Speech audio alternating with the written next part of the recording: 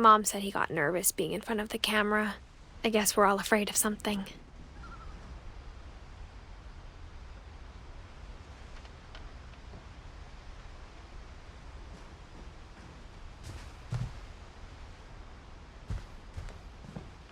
Instead of hiding from death, Sam seemed to go out of his way to meet it.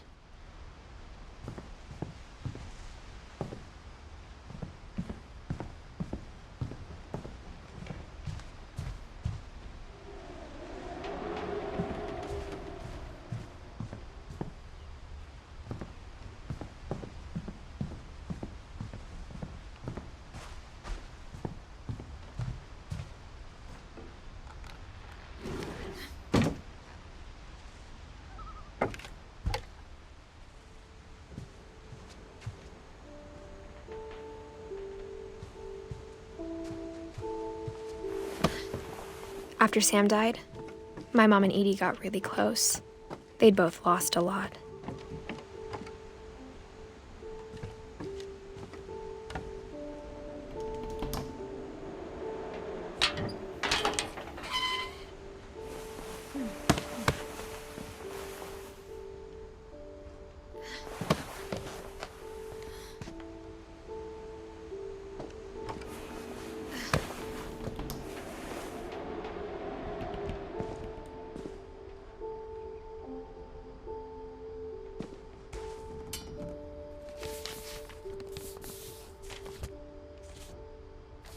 Dear Kay, do you remember the way Gregory used to laugh when he thought he was alone? Like something funny was happening, but only he could see it. I think he saw things the rest of us don't.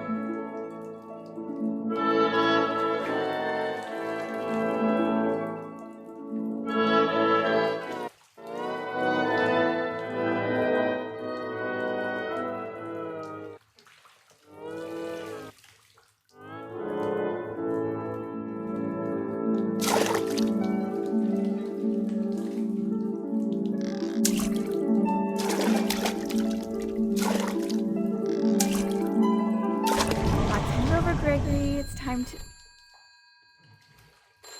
Hold on, sweetie.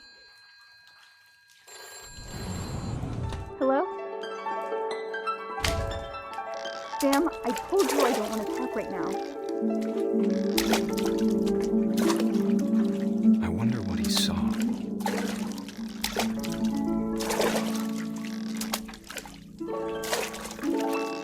What his world was like.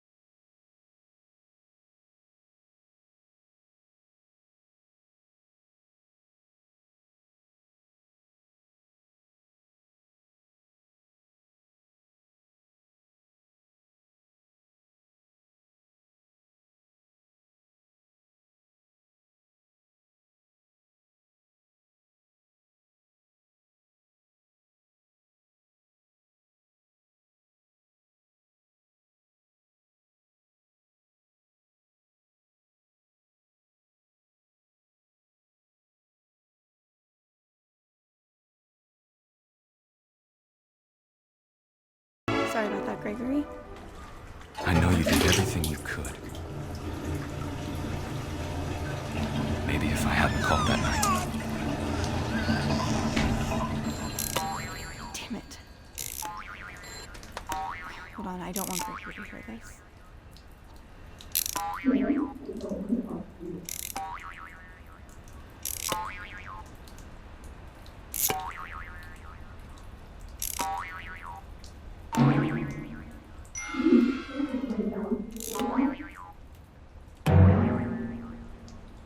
I wish he could have told us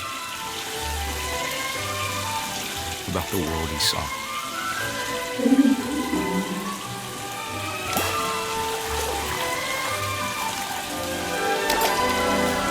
There's so much I don't understand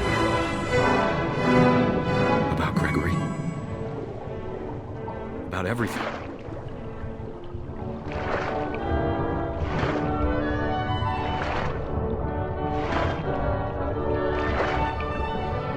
But I know what happened wasn't your fault.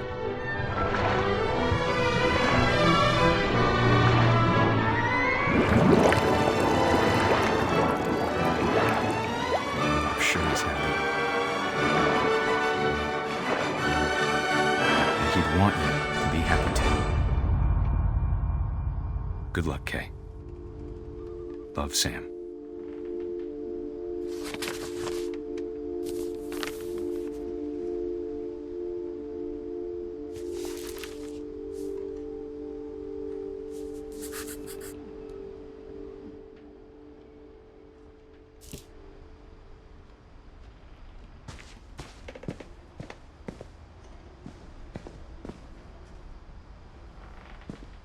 I can't imagine my mom ever writing poetry, and yet... A poem for Gus, who always said the wedding was a bad idea. Our father never hit us kids, at least not very hard, before the day my brother said with teenage disregard that he'd be dead before he'd see a wedding in our yard.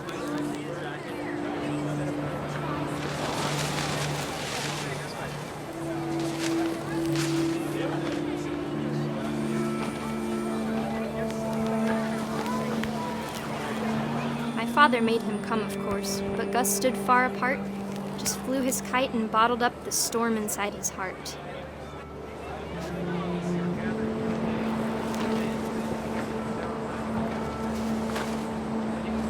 I tried to talk him out of it, but though he'd never met her, we don't need a stepmom, were the words that I now pronounce you husband and wife. Make his bride.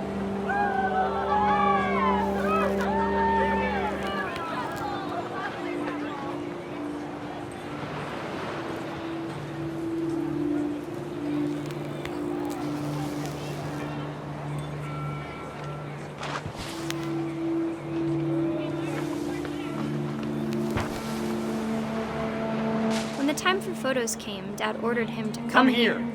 But Gus declined and as a sign held up his middle finger.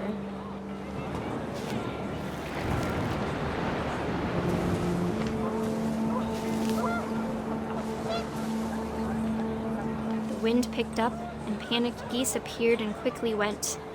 But all the humans did that day was go inside the tent.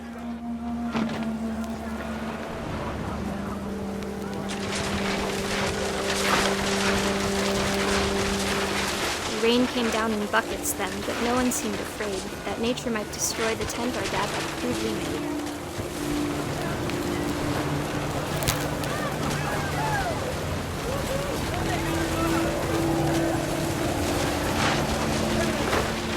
The thunder sounded much too close and full of angry power. But all my father said to this was, "Make the music louder."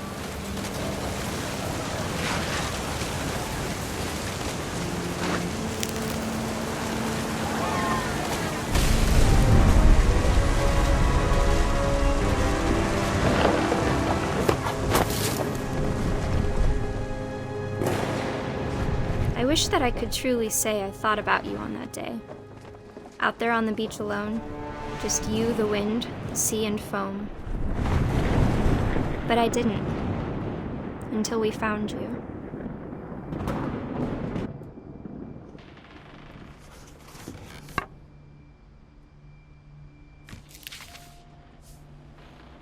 She never talked about him, but Mom told me once if I was a boy, they were going to name me Gus.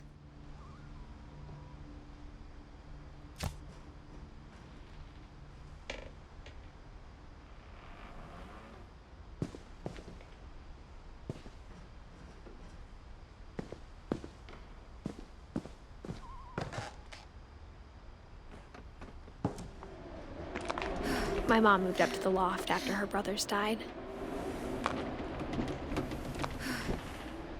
At the time, it was as far away as she could get.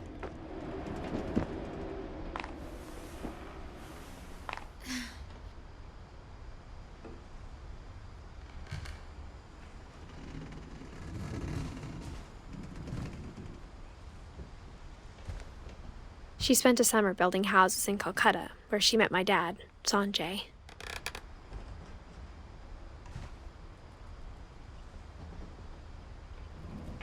My mom moved to India a week after graduation and got a job teaching English. Louis was born a year later.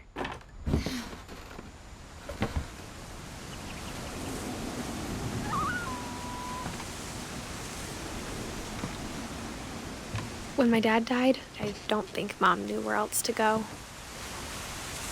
I'm sure Edie was happy to have her back.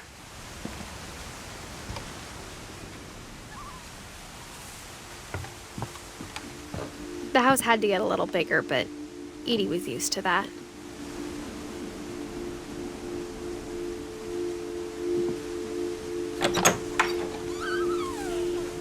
And for a while, things were good, almost normal. But it didn't last. The beginning of the end was Milton's 10th birthday, when Edie gave him a castle.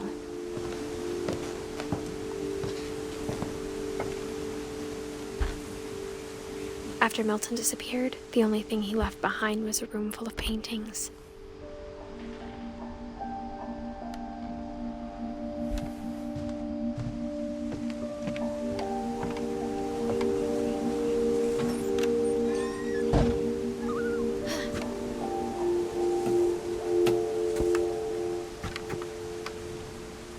I think Edie was happy to finally have another painter in the family.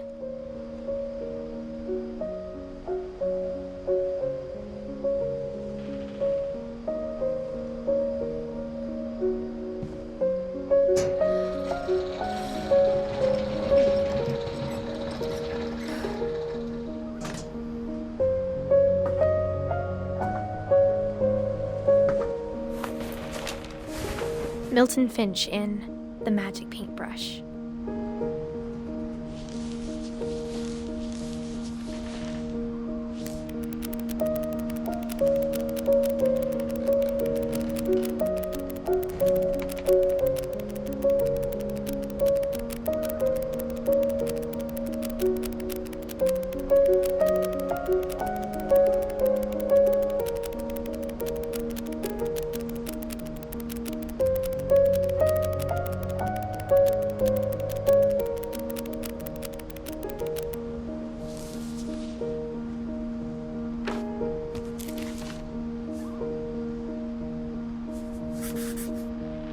I was 4 when Milton disappeared.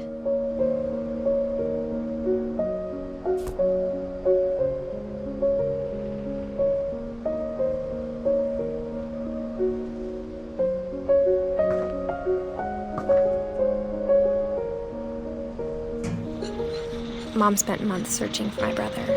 Then she sealed the doors.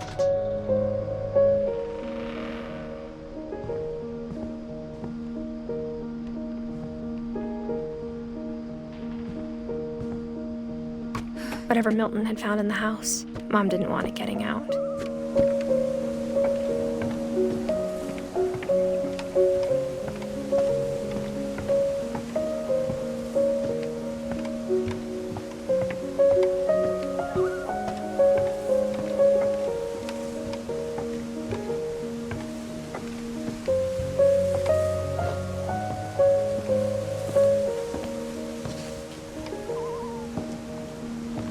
Mom definitely blamed Edie, but I think Lewis blamed himself.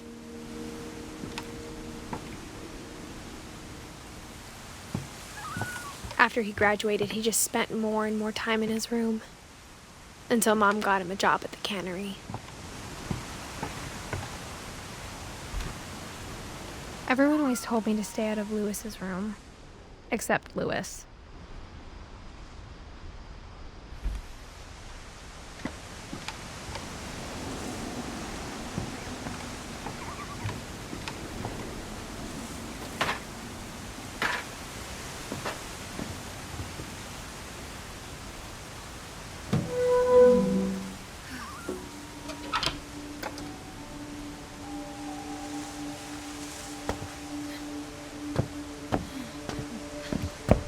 Lewis's room smelled very, very familiar. That part of him lived on.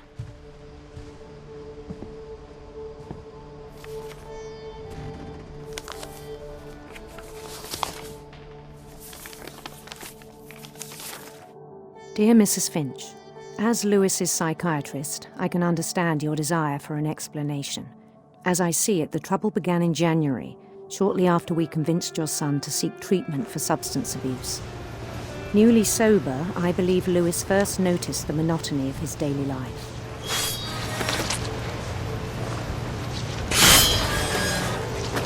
He kept working at the cannery, but he withdrew part of himself. In our sessions, I saw the same behavior.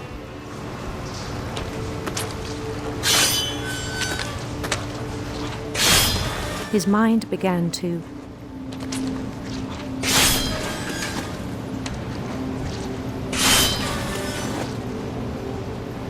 wander. I asked him to describe it. He said he started small, imagining a labyrinth. He'd feel his way about. Then something moved. Bats.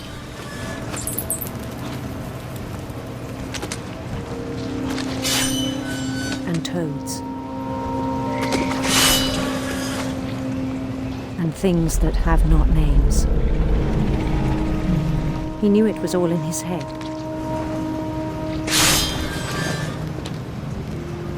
But he took it very seriously. I had hoped he'd find himself.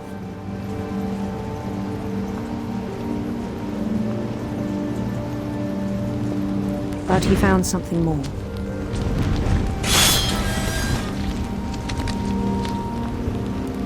I worried about him then. Daydreaming at the cannery, I spoke with his boss. But he said Lewis had become a model employee. Methodical, tireless, focused. Like a whole new Lewis. So I let him go on.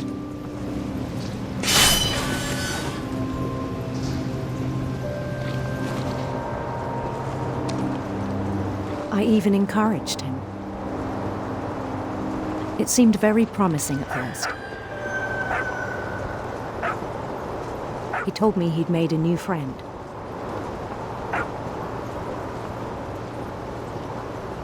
On the edge of a city he named Lewis Topia.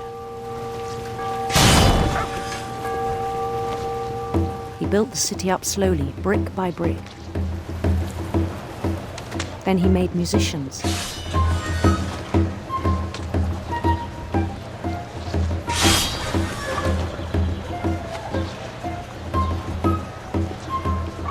And songs for them to play. He talked about starting a band. And he was always humming something. Every day his imagination grew stronger.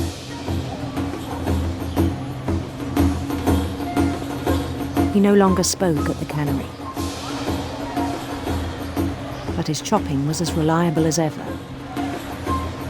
Then one day it struck him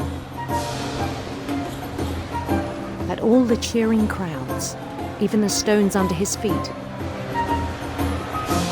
were all in his imagination, so he could do whatever he wished.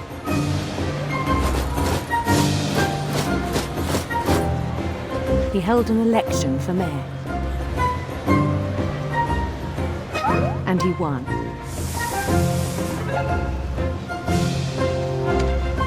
They begged him to stay, but his mind was already wandering. It became a game for him.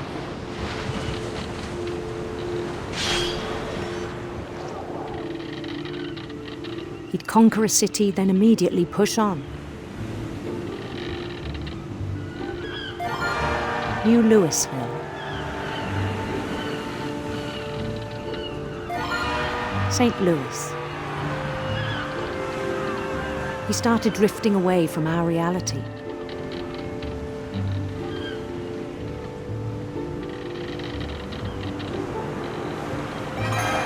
Minneapolis, until one day he forgot to go home from the cannery. Even as his mother pleaded with him, part of Louis kept sailing on.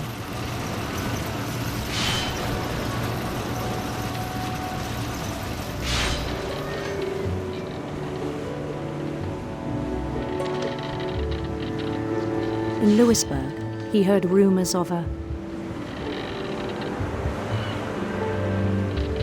beautiful prince.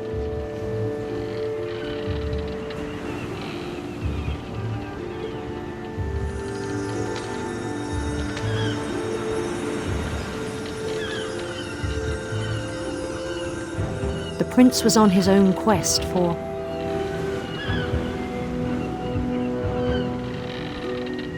radiant rainbows.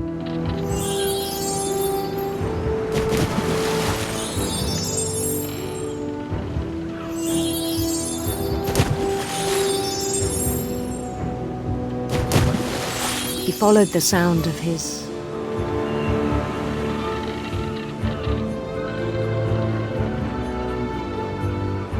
silver harp.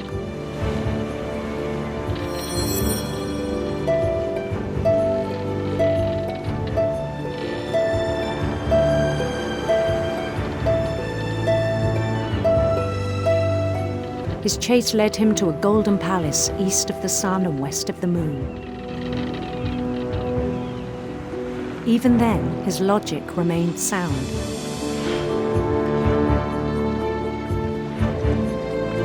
He knew the world was all in his imagination.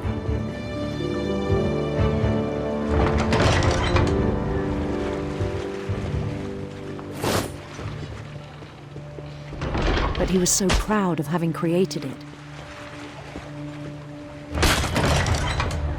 In his own eyes, he'd become something greater than a king.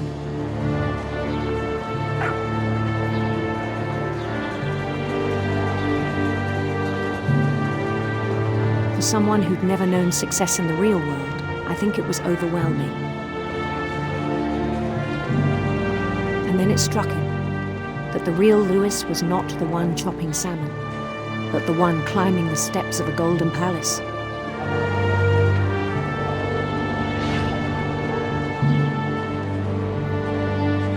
My imagination is as real as my body, he told me. It was hard to argue with him.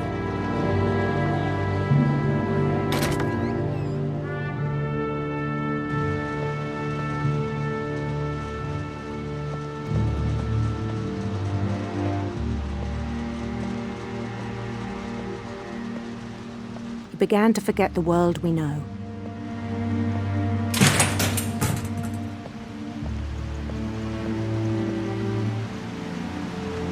I think it pained him to remember Louis, the cannery worker.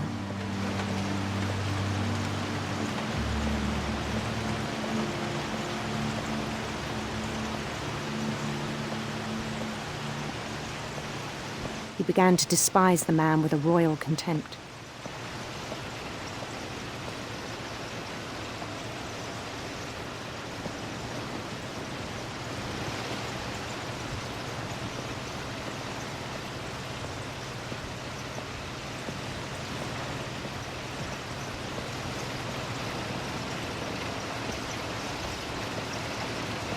I still thought I could save him. Even after he said he was being crowned king over all the lands of wonder. The palace would be packed with his companions.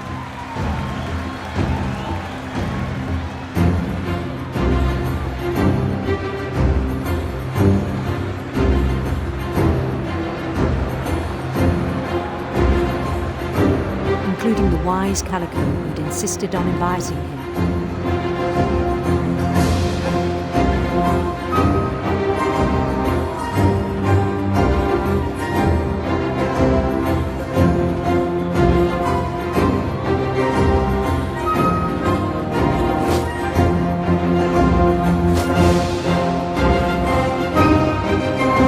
His prince waited, holding his crown.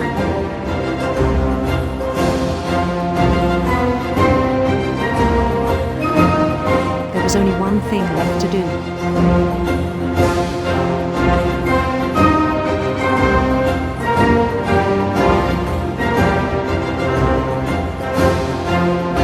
Bend down his head.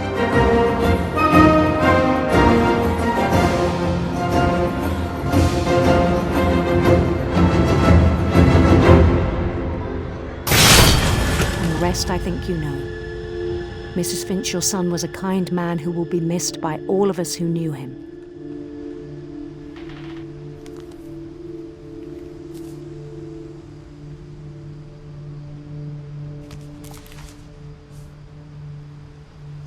My brother was really cool. I wish you could have met him.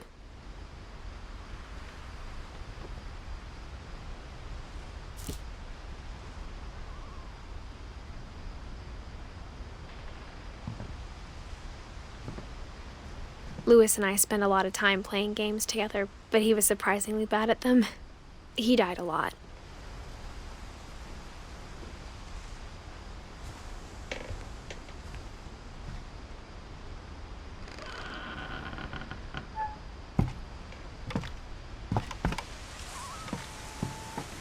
On the way back from Lewis's funeral, my mom told me to start packing.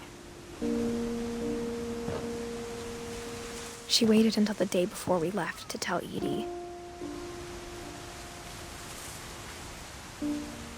I'm not sure if she wanted to make it easier or harder. I wish we'd stayed.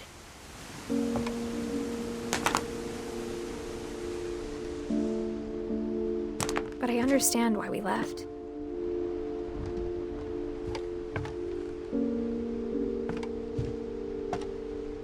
My mom ended up leaving everything behind. What happened that night had been coming for a long time. Maybe it should have come sooner.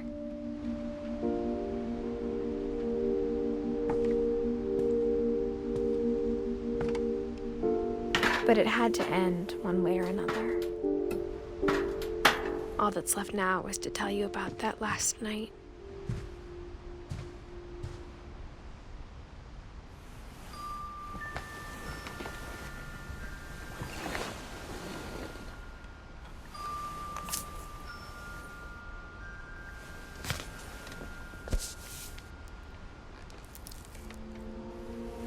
That whole last day, Edie just watched us pack and didn't say a word.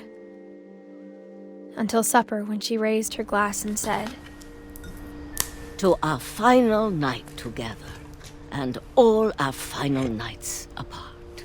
Grandma, you know what I said about alcohol.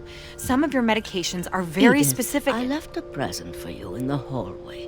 Why don't you go open it? The grown-ups have to argue now. I'm sorry, you're right. We're all leaving tomorrow. Let's just enjoy our last... I'm not leaving. Edith, you're excused.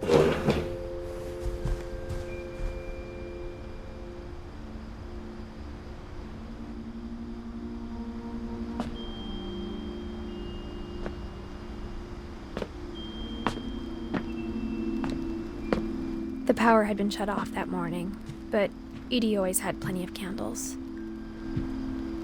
When my mom sealed the library, I don't think she knew about the other entrance. Or that Edie had a key to it.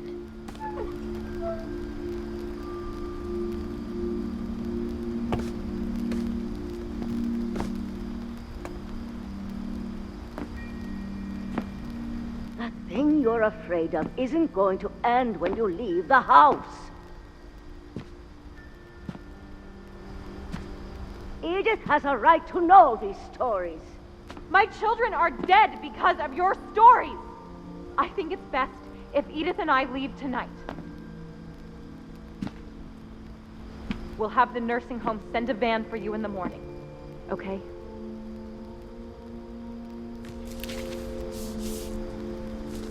Dear Edith, there's so many stories I wish I could tell you, but there's only time for one. This is about what happened on the night you were born. That night, the tide went way, way out. It was the first and last time I ever saw the old house aground. There'd been an earthquake out in the middle of the ocean. They called it the lowest tide in 1,000 years. God, it smelled awful. You know, I've seen that house every day of my life.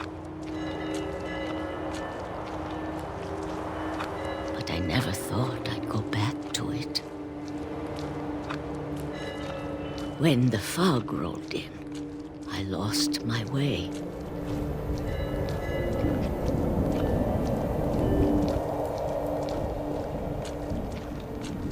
I got turned around.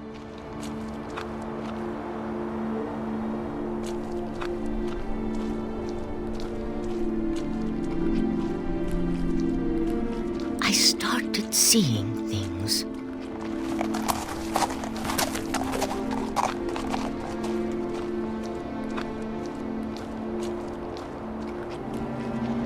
Things I'd forgotten had ever existed.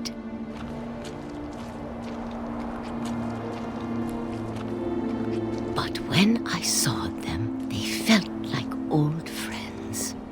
That night, a lot of things came back to me.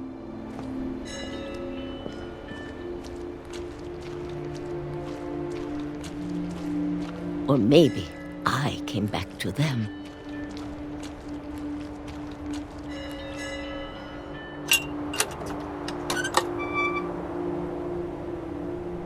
Things I can't explain, but that I need you to try and... Edith, what are you doing in here? It's mine. Edith! Mom, you're gonna rip it! Let go! I kicked and screamed, but Mom dragged me to the car. I never saw Great-Grandma Edie again. The next morning, the van came to pick her up, but she was already gone. After that, we moved around a lot.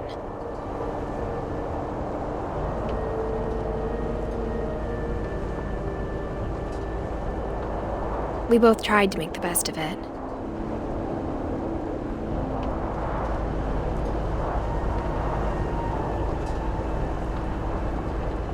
A few years went by.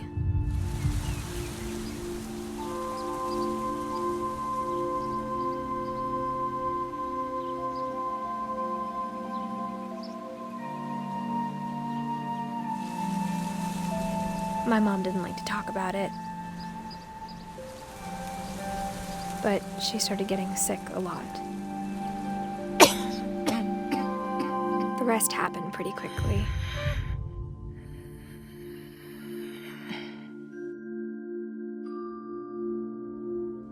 She got better for a while,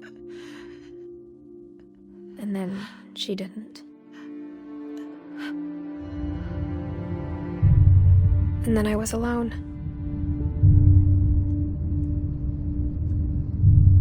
The last Finch left alive.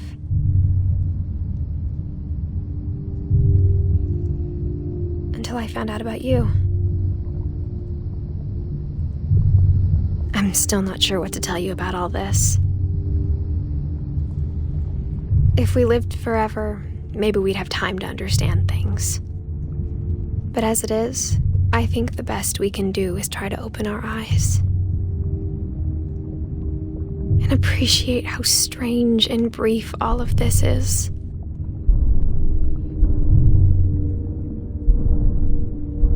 This journal was supposed to be for you.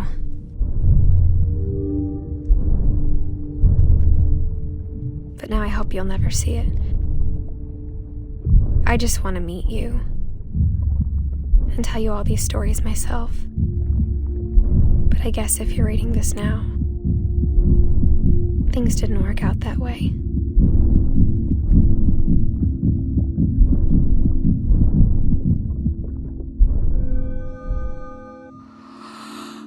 This is where your story begins. I'm sorry I won't be there to see it. It's a lot to ask, but I don't want you to be sad that I'm gone. I want you to be amazed that any of us ever had a chance to be here at all. Good luck.